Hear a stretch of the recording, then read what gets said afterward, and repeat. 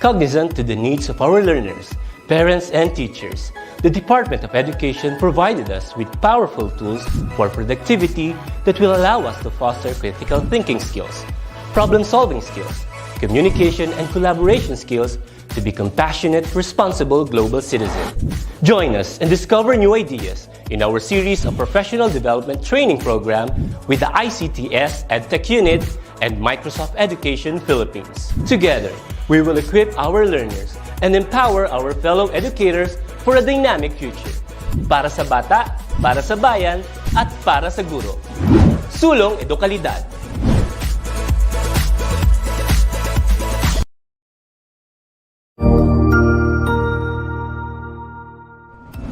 Magandang araw, Sir Wilbur po, at your service. Narito ang ETUlay upang gabayan ka sa inyong pag-aaral upang lubos na maunawaan ang iba't ibang paksa o subject. Ang ETUlay ay isang free online tutorial class na pinangungunahan ng ICTS Educational Technology Unit sa pamumuno ni Undersecretary Elaine Del P. Pascua. Ang programang ito ay hindi lamang para sa mga bata, kundi ito rin ay magsisilbing gabay sa mga magulang at mga guro kung paano nila ituturo o gagabayan sa bawat asignatura ang kanilang mga anak o mga estudyante. Sa kasalukuyan, ang self-learning module mula sa rehiyon ng Calabarzon at kilala sa tawag na pivot ang ginagamit sa ating ETUlay online class. Kaya ano pang hinihintay ninyo? Ihanda na ang inyong mga ballpen o lapis, papel o kwaderno at samahan kaming itulay ang pagkatuto para sa bawat batang Pilipino. Sama-sama tayong magtutulungan para malampasan ang mga hamon sa panahong ito. Halina't matuto kasama ang inyong online tutor sa oras na ito.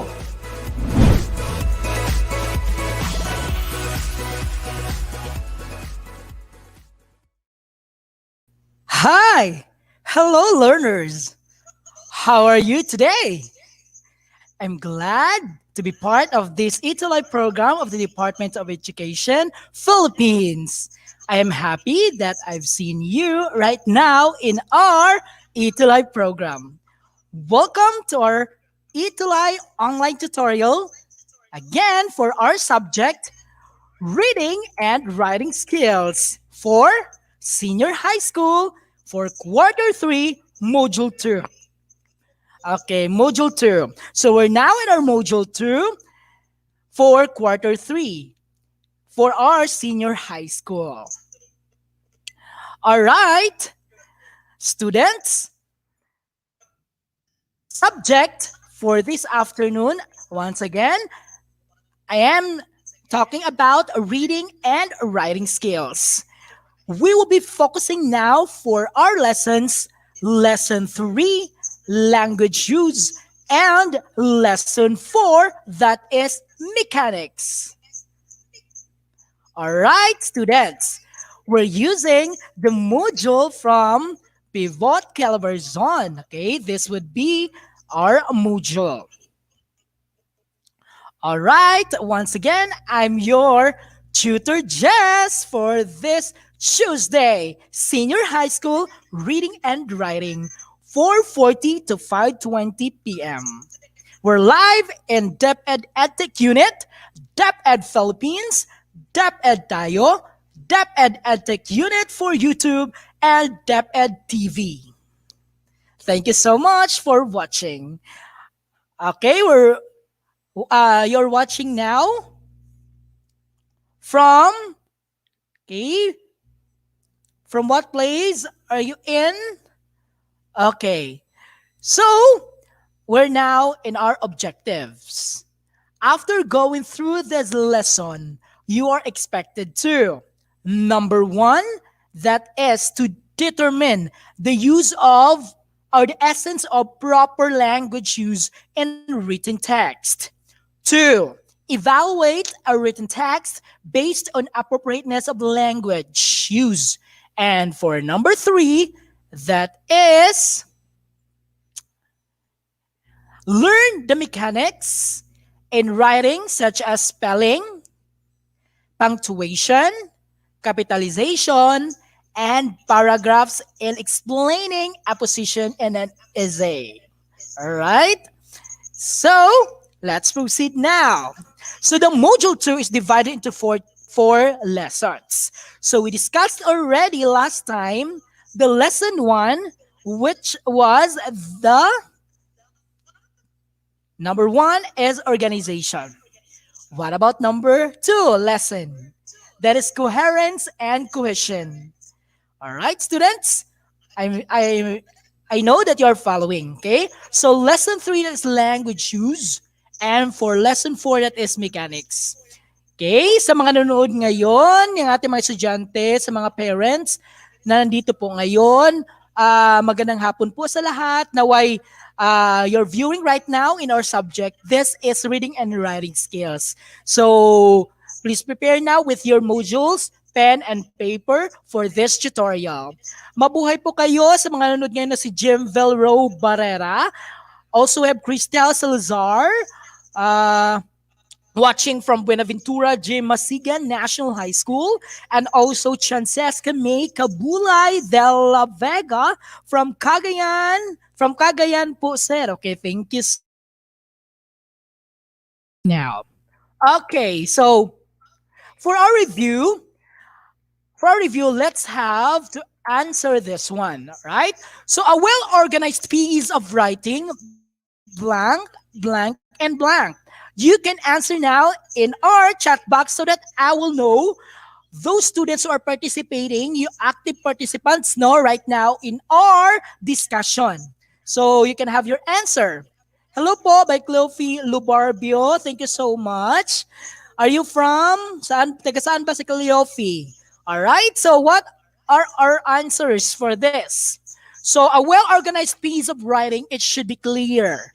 Okay, as what I have said, last meeting or last session that we had in our tutorial, the well-organized piece of writing should be clear. 2 is logical, and for number 3 is aesthetic. Okay, in writing a story of any essay or an essay, it is necessary to identify the blank of events from the beginning to the end. Okay, from the beginning to the end. So what is that word? What is the specific word? Concise. Very good. Lemar, thank you for answering. What about Cleophie? Cleophie from Antipolo City. Hi, hello po sa ating mga teachers at saka parents po. Estudyante po natin dyan sa Antipolo. And also from Masigan National High School. Hello po. Thank you so much for watching. And to all over the Philippines, all over the world, no? All right, watching right now, thank you so much po for participating with us in our ETUlay program, specifically in our subject, reading and writing. So, in writing a story of an essay, it is necessary to identify the sequence. So, meaning, sunod-sunod na mga events from the beginning and up to the end. All right, so let's proceed now. A strong organization comprises proper paragraphing and logical. What is the answer? Order of presenting ideas. These are all answers for our review. Okay. According to the definition that a well-organized piece writing is not only clear but also logically aesthetic, as what I've said. Existence of organizational markers and coherent flow of ideas are typically the focus in evaluation of writing. That is the Diagbal 2016, page 63 to 64. All right, students, let's proceed. Number the sentences to form a well-structured paragraph. Number 1, or letter A. I knew that we will go to their houses to celebrate her birthday, but during time, I was still in our school because my training for campus journalism. B. I talked to her and said sorry for what I had done, and then explained my reasons for not attending her birthday. At last, I was still thankful for her or to her for understanding my situation. Letter C. It was 2 o'clock in the afternoon when Angelita called me over the phone and said that she was waiting for me at 7-Eleven store together with our other friends. Okay, letter D. It's hard for me to choose what should I prioritize, but I ended up staying in school. Letter E. On the next day, I saw her inside our room and it seemed that she did not want to look at me. Okay. Hi, good PM po. Watching here at Pangasinan, Mary Jane Cabico. Thank you so much po for watching. Parents and students. So number one, it should be C. Number two, okay, I knew that we'll go to their house to celebrate her birthday. Okay, thank you so much. C. Okay, Lemar, thank you. You're correct. Okay, for number three, it's hard for me to choose that should I prioritize, but I ended up staying in school. What about number four? For number four is E. Okay, we have Lemar. Lemar, who is active participant right now, and all other participants who are here, no, please participate po so that we will have this interactive discussion tutorial. Okay, thank you. Yeah, you're correct, Carola Lemar. And the last is letter B. Very good. A big hand, Lemar. Thank you so much for participation. Okay, so let's proceed now. Coherence and cohesion are two basic features that facilitate textual continuity. Okay?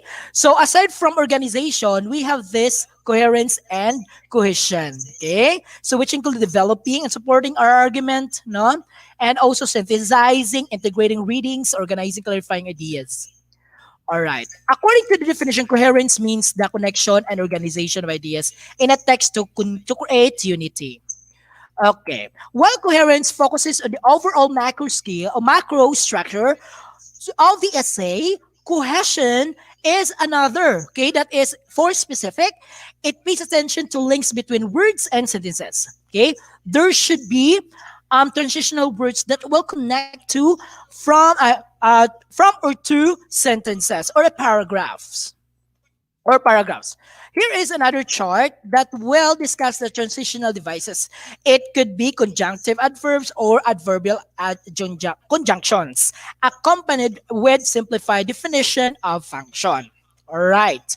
So these are the words that should be included in our transitional devices. We have addition, we have comparison, concession, contrast, emphasis, example, illustration, and summary. You have this one in your module. Thank you so much. You can have screenshots now if you like to. All right, students, we will now proceed to our discussion this afternoon. That would be language use. Okay, language use. All right, what's in? This would be the directions. Before we proceed to the role of language use in well-written text, answer the following questions first. All right, I know you're there in our chat box, no? You're following with me, okay? So you can chat for your answers, students. Okay? So those who are there, no? Those who are here for our discussion tutorial. Chris Panunsha, congratulations. Thank you for having us here right now. All right, so let's proceed. Good afternoon po, watching from Baras Senior High School, home of Baras Helios. So long, Blue Rizal. Hashtag. Thank you so much. All right. So would it be enough to just consider organization, coherence, and cohesion in writing? Tama lang ba o enough na ba na mag-consider natin ang organization, coherence, and cohesion in writing? What about, other question, how would improper use of language affect the message of a written text? How is it? Okay? What about number 3 question? Why is language as significant as organization, coherence, and cohesion in developing a well-written text? Okay, class, you can have your answers.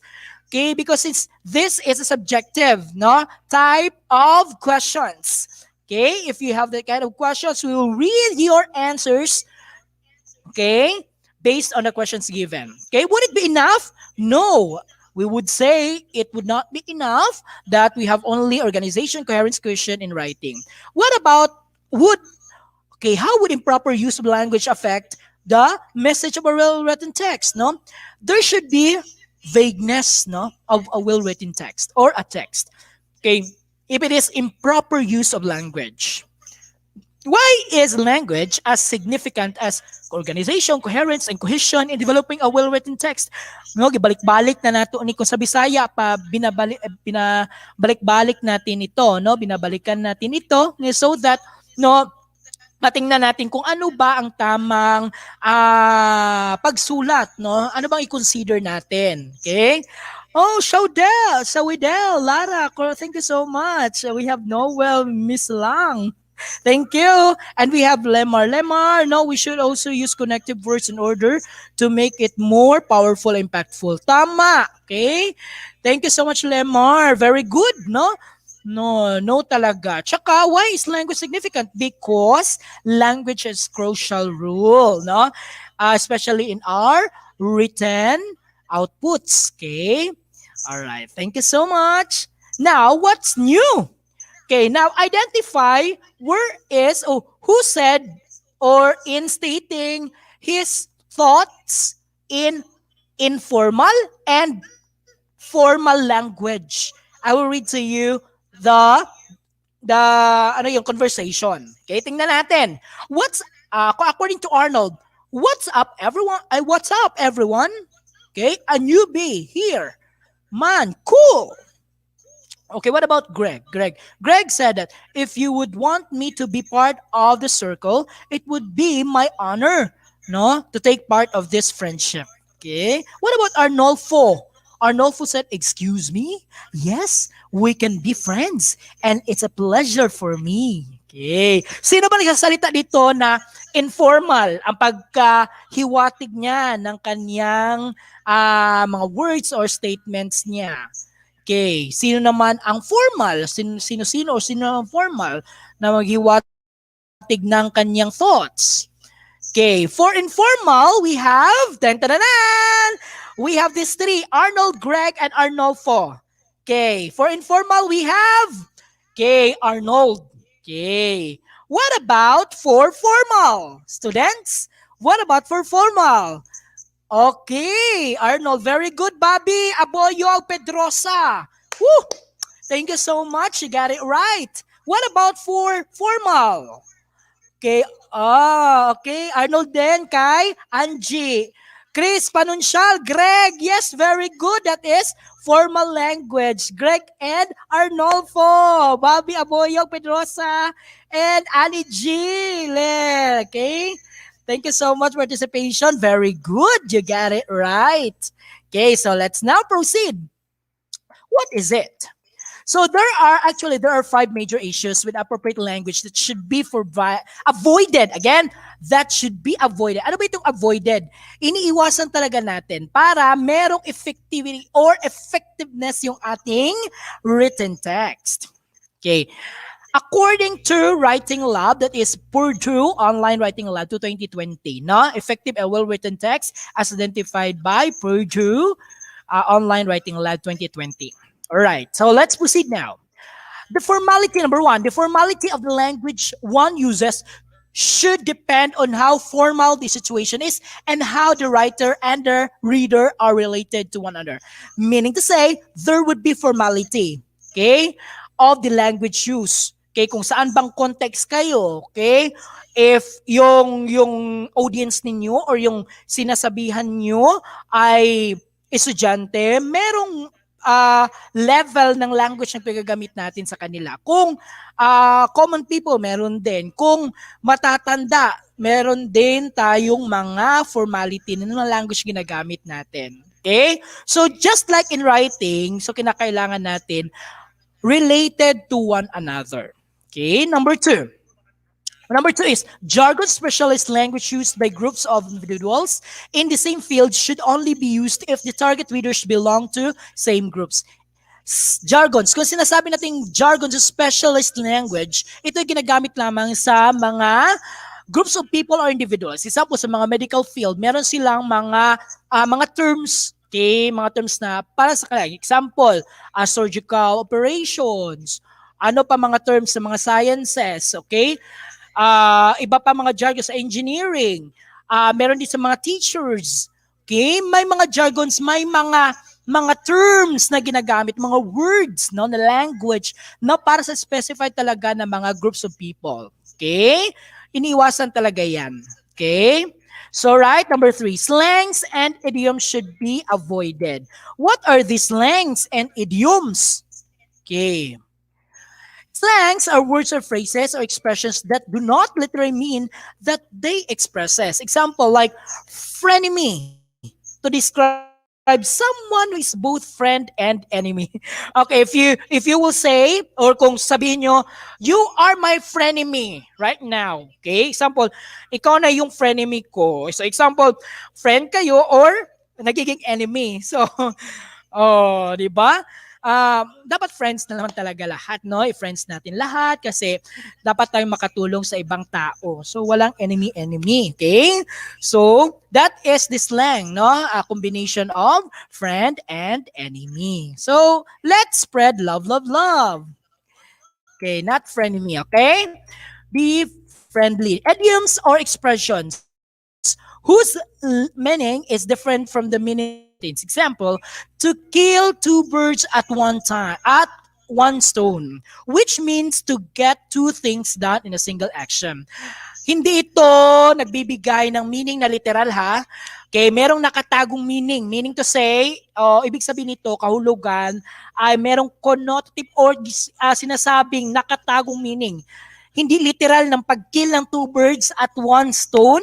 Okay, it does not mean like that. But the meaning of that in our idioms or expressions, that would be to get two things done with a single action. So that is an idiom. Okay, right. And we have so many idioms we learn from your junior high school, right? So, and slang language. Okay, euphemisms or words that veil the truth shall also be avoided. What are these euphemisms? Euphemisms are those virtually challenged for someone who is short.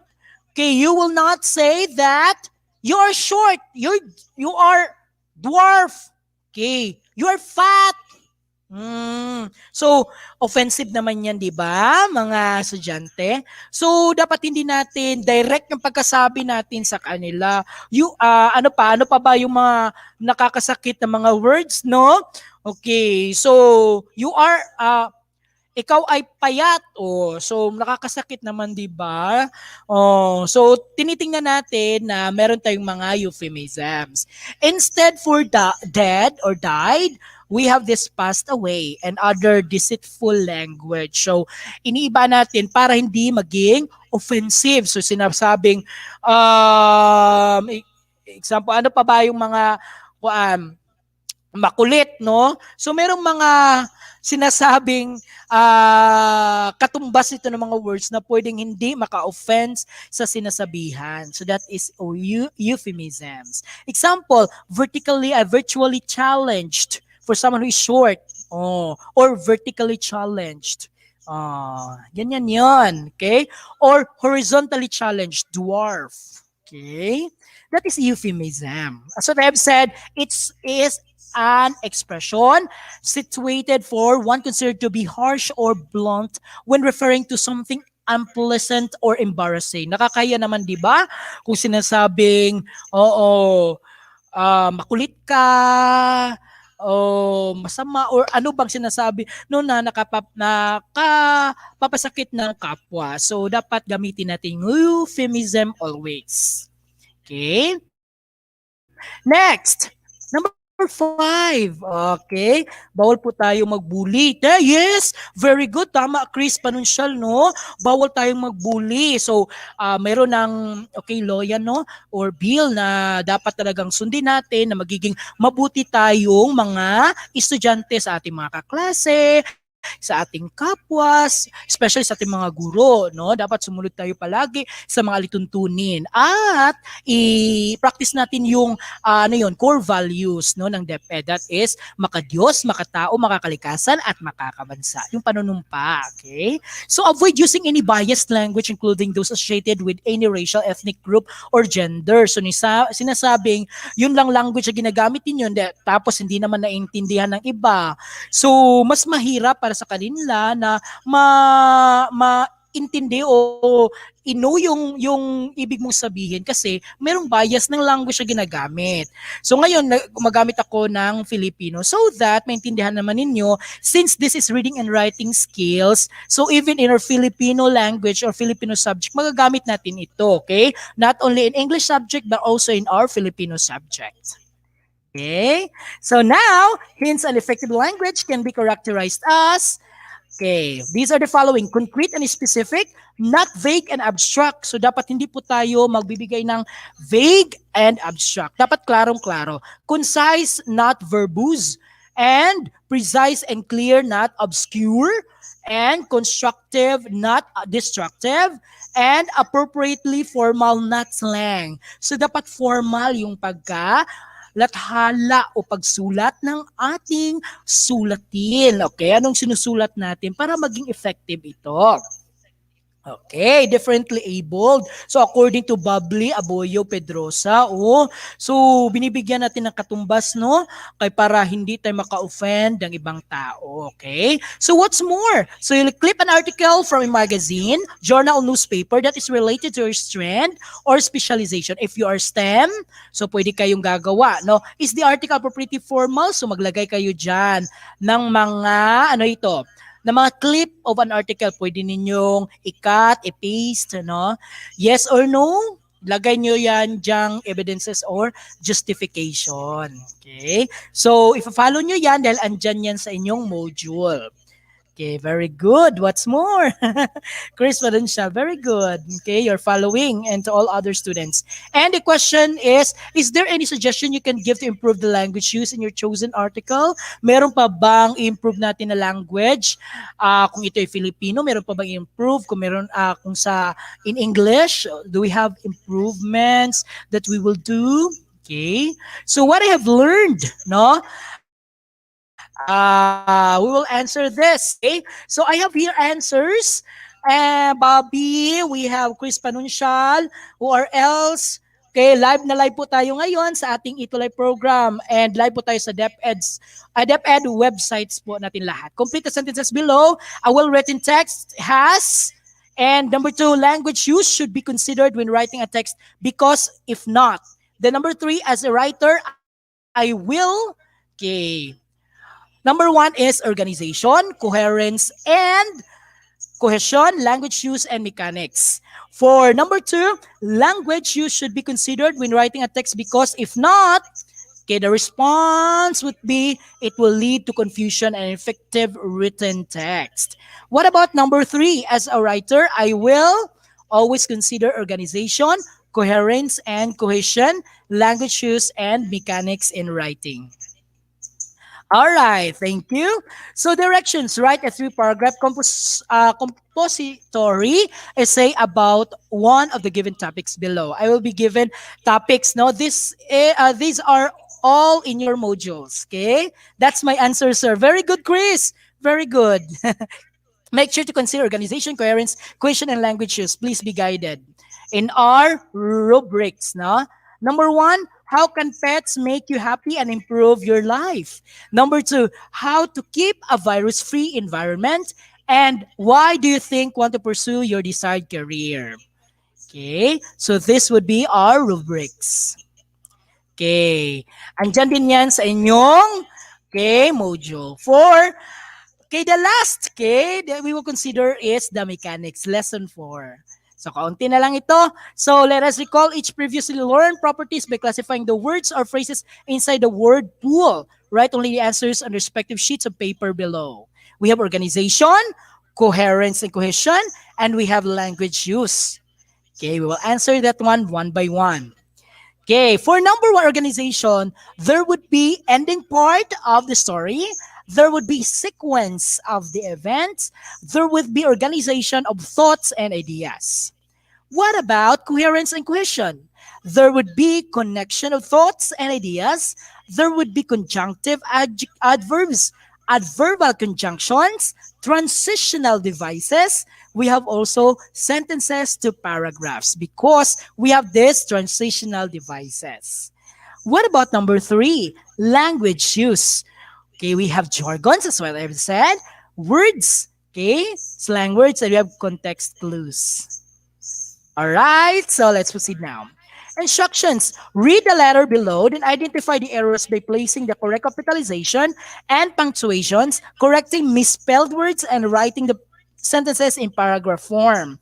Now, tingnan ninyo sa inyong module kung ano ba yung mali sa ating letter. So, kung tingnan ninyo, kung inyong isipin, kung ano ba ang mga mali dito. Okay. So, pwede kayong mag-comment down in our comment box para masabi natin kung ano mga mali dito. Unang-una, nakikita natin na merong improper use of, okay, ano ba ito? Instead na capital, no? Kasi for proper nouns, okay, or started with in the sentence, okay, so dapat i-capitalize, so naka-small letters. And also, the use of, the very important is the punctuation marks. Okay. Okay, tingnan natin pati sa pangalan, okay, maliit yung, okay, so were you able to identify the errors? Or correct the errors. Then 2 is, do you think an employer will feel bad about receiving such letter from a job applicant or from an employee? Kasi ito ay application letter. Okay, dapat po malaki yung una. Okay. So it is of utmost importance to adhere proper grammar and apply appropriate text formatting. So according to Chris Manunsyal, dapat malaki yung una. Ano bang sinasabi niya? Malaki dapat yung letter if it started in the sentences, no? Or very important thing if it is proper noun. Okay? So, at saka yung paggamit natin punctuation marks, dapat isipin natin yan. Okay, yes. Then ma-identify natin, ma-correct natin ang errors. Then also, do you feel bad? Yes, yes. Of course naman. So, hindi talaga, no? So, dapat yung kung mag-apply kayo or kung magpapasa kayo ng text, no? Submit kayo ng assignments, yung teachers dapat ginagalingan yung pagsulat. Okay? I-apply yung ating organization, coherence and cohesion, language use, tsaka mechanics. Okay, so yes. So it's important to adhere proper grammar and appropriate text formatting. Not only for our languages, but also in our mechanics. So if your answer is yes, all of these questions, then agree to mechanics is either essential property of a well-written text. Okay. Now, what is it? Mechanics is essential of types of writing because it describes the technical aspects of writing. It also serves as a road sign to guide learners like you on how to use words appropriately in terms of conventions such as spelling. Okay, isipin kung mechanics, it should be in spelling, punctuation, capitalization, and others. So that would be in mechanics, not only in our language. Okay, consider this example. Okay, this would be the text, no? So, I can never forget my class last school year because they were so active and responsible in class. They always worked together while in doing their assignments, performing group and individual tasks, submitting their projects on time, keeping the classroom spick and span. They are worth remembering for everything that they did inside and outside the campus. They always helped one another. They seldom got themselves in conflict with anyone in the class. Okay, naintindihan nyo ba yung text na binasa ko? Okay? Even if meron language dyan, maintindihan ba natin, no? Ano ba ang kulang, class? So, ang kulang dyan, okay, this would be, okay, ano ba? Belong siya sa kulang nga, okay, punctuations. Okay. So, tingnan natin, okay, it is apparent that the above example is quite difficult to read because the lack of two important conventions, the punctuations and capitalizations, right? Okay. Okay, so in addition, you cannot easily understand the message it sends across these readers. Okay, if we put appropriate punctuations, it could be read in this way. Okay, ito na. My class is worth remembering. They were so active and responsible. They always worked together well in doing their assignments, performing group and individual tasks, submitting the projects on time, and keeping the classroom spec and span. Everything that they did inside the outside and outside the campus was worth remembering. They always helped one another. Also, they seldom got themselves in conflict with anyone in the class. Okay, so yes, naintindihan ko po, sir. Very good, very good, very good. Chris, ano siya ang ating active participant. Salamat si Bobby Abuyog, Pedrosa, and all other students. Thank you so much. So dapat isalang-alang natin ang paggamit ng right ng ating punctuations at saka spelling. So the second paragraph is easier to read and understand. Through applying proper mechanics in writing, you can facilitate better transfer of message in your written text. Okay. You will never be lost as long as you keep in mind and follow the basic rules of subject-verb agreement, capitalization, punctuations, paragraphing, and even spelling. So, intindihan natin ha. So, isipin natin na dapat maintindihan natin yung rules ng subject-verb agreement, capitalization, punctuations, paragraphing, and even spelling. Huwag kalimutan yan sa mechanics. Alright, what's more? Add the correct end punctuation to complete each sentence.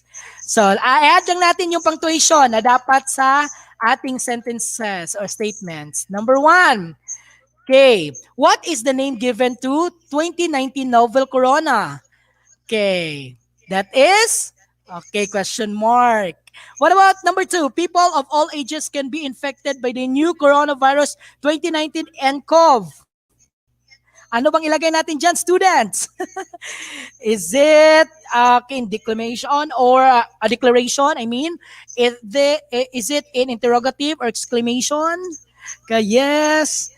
Okay, this is declaration. Okay, what about number 3? Mare-review niyo ito ha. So, tingnan natin, i-replay ninyo kasi pwede nyo itong ma-review. Take steps to protect yourselves from virus like following good respiratory hygiene. For what a terrible and dangerous disease is COVID-19. Okay, we have, number 3 is very Chris Panuncial, very good for number 1. Okay, take a step, that's declaration. What about number 4? Okay, very good, Chris. Okay, that is exclamation. Okay. Okay, for number 1, that is interrogative. What's more? So this is in your modules. You can answer this one. So write 4 sentences about COVID-19. That is, make sure to apply proper mechanics in writing. Okay, very good. You're following, students. We have declarative sentences, we have interrogative sentence, we have imperative sentence, then exclamatory sentence. If we say imperative, yung pakiusap, no, or yung nagsugo or yung sabay buhaton, okay? Okay, what I have learned, write your insights about the quote from Terry Pratchett. Okay, pwede nyo ilagay yan dyan sa inyong mga modules. Okay, don't forget that let grammar, punctuation, and spelling into your life. Even the most energetic and wonderful mess has to be turned into sentences. Okay, wag kalimutan ha, yan ay ating aral, no? So create a short 3 to 5 minute vlog about the importance of mechanics in written text. You may choose how to upload it in any social media platform or just send it via email or private message. So be guided with our rubrics. So this would be our rubrics. Okay? So follow always our rubrics class. Okay, so that you will be guided. Read carefully each item before choosing the letter of the best answer. Write the chosen letter on a separate sheet of paper. Okay, so number 1, what is your answer? It is one of the properties of well-written text. That means being able to identify the components of event in order, such a beginning, middle, and end of the story or steps in science or experiment. Okay, the correct answer for number 1 is letter A, sequencing of events. What about number 2? It is one of the properties of well-written text that means being able to describe technical aspects of writing. What is your answer? That is letter A. Very good, Chris. Okay, number 3. Fill in the blank with connecting word that best joins the two thoughts. Okay, what is the answer for number 1? Except, the continuation of this statement, letter C. Therefore, any exercise that speeds up your heart rate is good. Okay. For number 4, That is letter C, beginning. Okay, so I know you are following and you have your module right now, no? Number 5, coherence applies to letter C, paragraphs. Number 6, what is cohesion? That is letter C. Cohesion is a special type of glue that writers use to make ideas stick together. Number 7, what are certain words or phrases that serve purpose of connecting two statements? That is, okay, Chris, thank you. Letter D, cohesive devices. Thank you. And for number 8, we have letter A. Okay, transitional words, no? Okay, number 9. Okay, what is the nature of the underlined transition in your given sentence? Letter D, cause and effect. Okay, what about number 10? Which of the following sentences has a precise and clear language? Tingnan natin dyan, pwede nating ma-review sa inyong module. That is letter B. Okay, correct. Correct, Chris. The following examples of transitional devices that indicate opposition, limitation, and contradiction, except for letter B, further. Kasi magkatulad itong on the other hand, on the contrary, and in spite of. For number 12, what is your answer? Okay, very good, Chris Panunsyal. You got it right. Okay, what about number 13? Vertically challenged is an example of language feature, as what I have discussed, that is euphemism. Next, number 14, the last two numbers, which the following is referred to as specialist language used by groups or like-minded individuals. Okay, tingnan natin, this is jargon. Sinasabi ko nga specialist language ito para sa medicines or medical field, engineering, teachers. Okay, 15, which device synthesis is asking for information?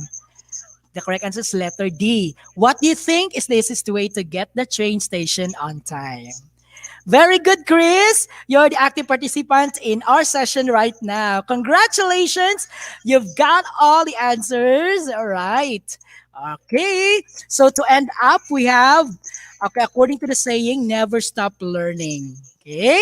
So once again, this is your tutor, Jess. Follow me in my Facebook page, Jess Adonis Lichido, because we're always live now in our online tutorial for ETUlay program. And email me in our jason.lichido@deped.gov.ph. All right, so thank you. And up next, please wait to our next session. That would be tutored Jamie Lean for the subject creative nonfiction. So I think that's all for our session today. This has been your tutor, Jess. Thank you so much. We will see you up next now for our episode only here in our ETUlay program of Department of Education Philippines. Please remember to the quote by Vivek Madlani, never stop learning because life never stops teaching. Sulong edukalidad. Okay? Ayon nga sa ating kanta, ETUlay ang gabay sa pagkatuto. ETUlay edukasyon itatawid sa iyo. ETUlay para lang di lalayo sa iyo. ETUlay sa makabagong panahon, ETUlay para sa kabatang Pilipino. Mabuhay po tayong lahat, mga bata, parents and teachers. DepEd, tagumpay! See you!